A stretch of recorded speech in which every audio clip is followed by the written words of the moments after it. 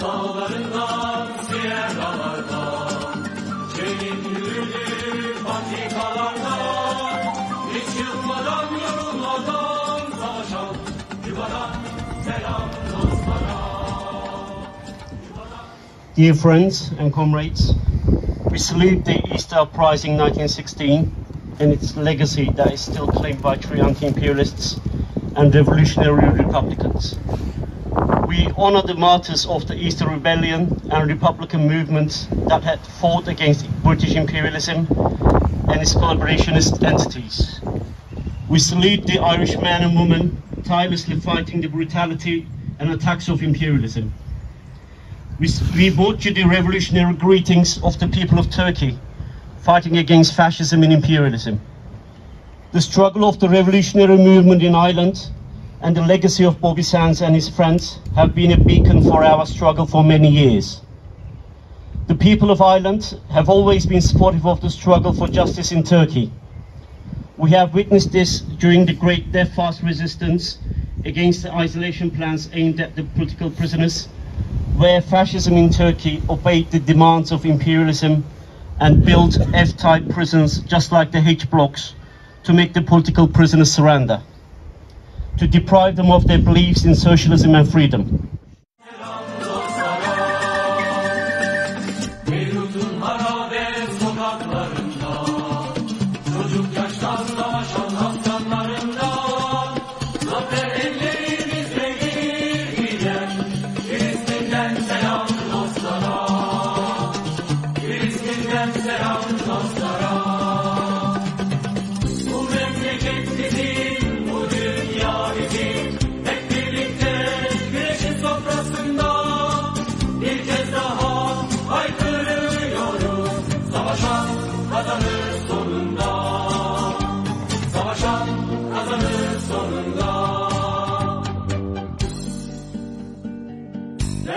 Bizimle soluk alıyor, hadi seslerin göğüs kafesinde, bir gün çocuklarımız özgür doğacak, İrlanda'dan selam dostlara, İrlanda'dan selam dostlara.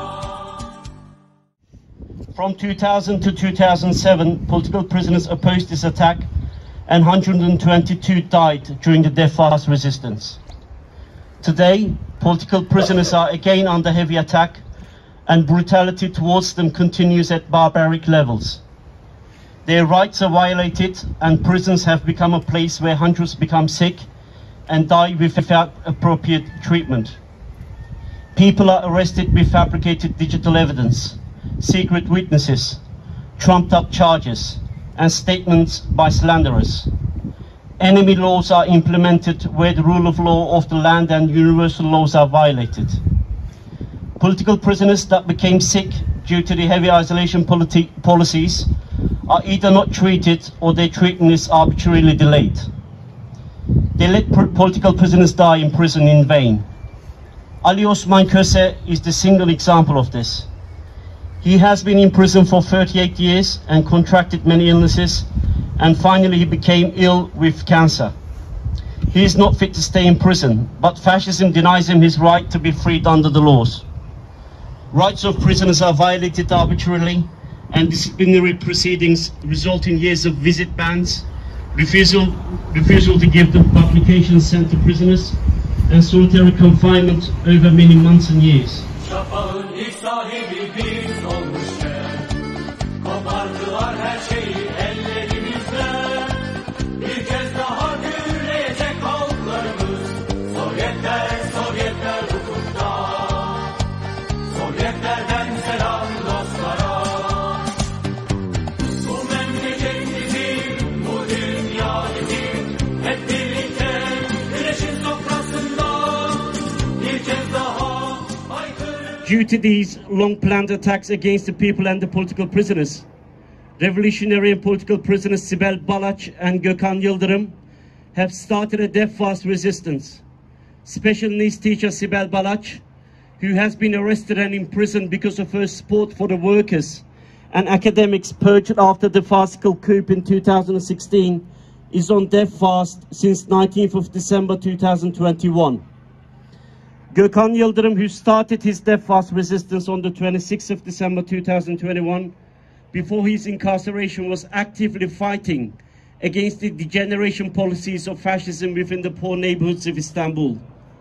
His fight against drug lords and gangs has given hope to the people and empowered them to fight against the policies of fascism and for their rights and freedoms.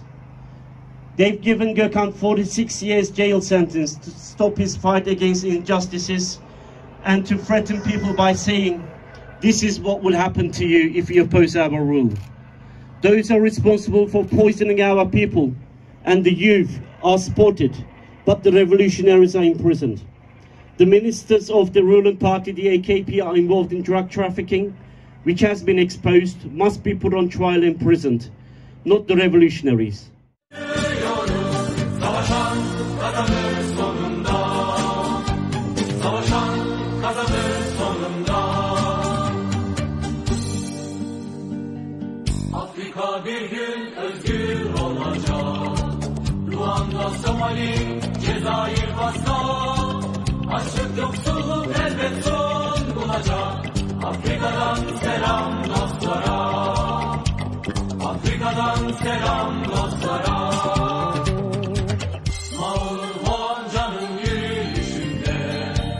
Kalbimiz sanın nehre doğru akıyor.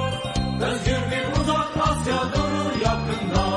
Asya'dan selam dostlara. Asya'dan selam dostlara. Bu memleket bizim, bu dünya bizim. Hep birlikte güneşin sofrasında bir kez daha haykırıyoruz. Savaşan kazanır sonunda. Savaşan kazanır sonunda.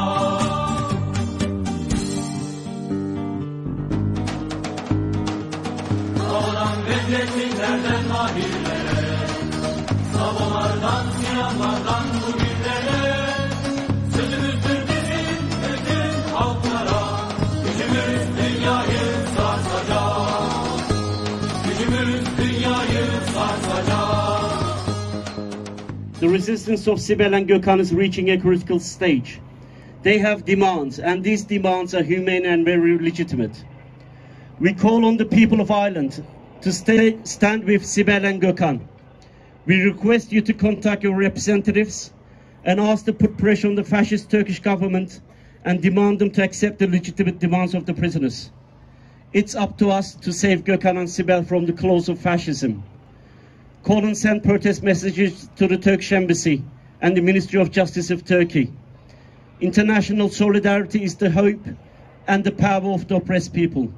Silence kills, solidarity will save them. Once again, we honor the struggle of the people of Ireland for independence and freedom and those who fell as martyrs in this honorable struggle. Our days will come.